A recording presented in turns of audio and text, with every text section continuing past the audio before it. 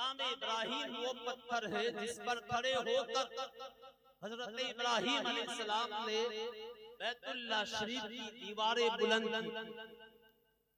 मकाम इब्राहिम वो पत्थर है जिस पर हजरत इब्राहिम अलैहिस्सलाम खड़े होते और काबे शरीफ की दीवारें ऊंची करते। तो जिस कदर दीवार ऊंची होती जाती ये पत्थर भी ऊंचा हो जाता, और जब उतरते तो ये पत्थर नीचा हो जाता। मकाम इब्राहिम वो पत्थर है जिस पर इब्राहिम अलैहिस्सलाम ने अपने मुबारक कदम रखे तो ये इतना नरम हो गया कि उसने आपके कदमों के निशानात अपने सीने पर महफूज कर लिए। हजारों साल गुजरने के बावजूद आज भी वो महफूज है और मौजूद है।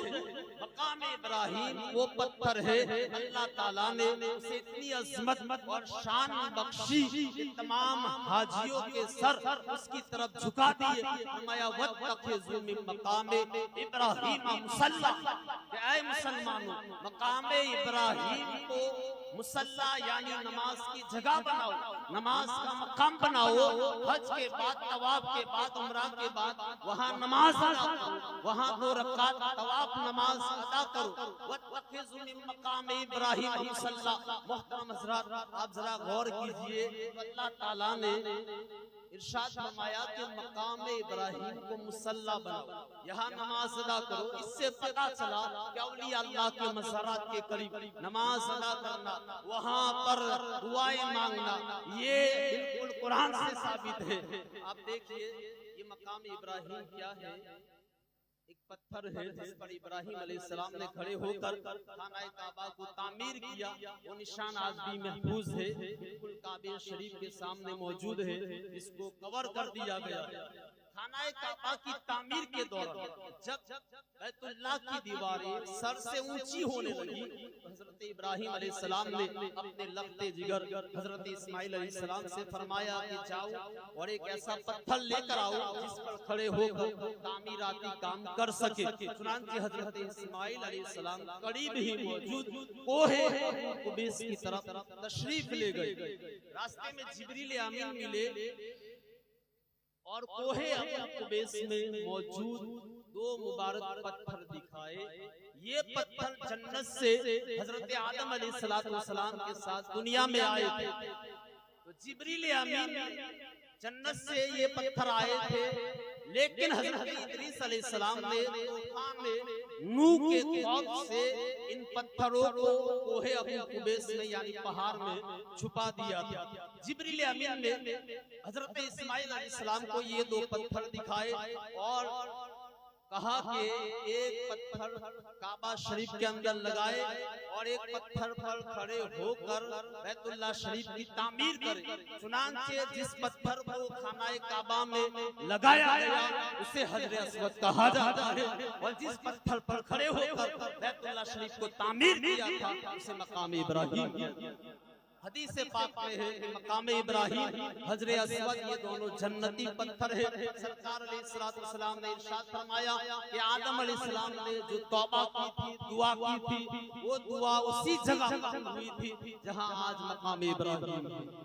और सरकार अलैहिस्सलाम ने इरशाद फरमाया कि अगर मुशरिकीन और कुफार इस पत्थर को हाथ न लगाते तो जो भी मरीज, जो भी बीमार उसे छूता अल्लाह ताला उसे शिफा अता फरमा देता।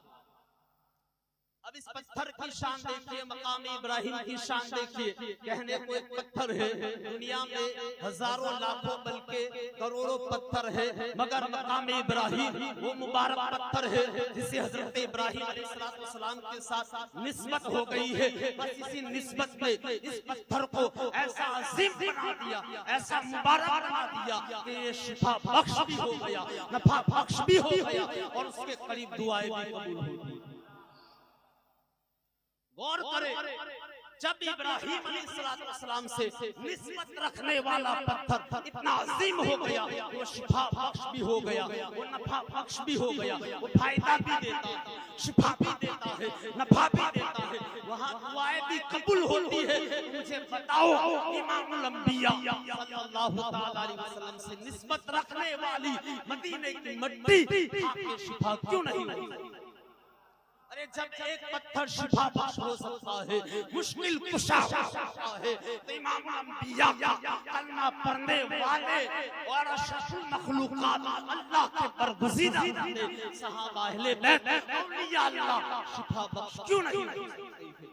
अरे जब एक पत्थर को मकाम इब्राहिम को छूने से शिफा मिल सकती है, वहाँ दुआएं कबूल होती है, मुझे बताओ गौसे पाक के दम फरमाने से, दादा हुजूर के हाथ लगाने से, गरीब नवाज के करम फरमाने से शिफा क्यों नहीं हो सकती?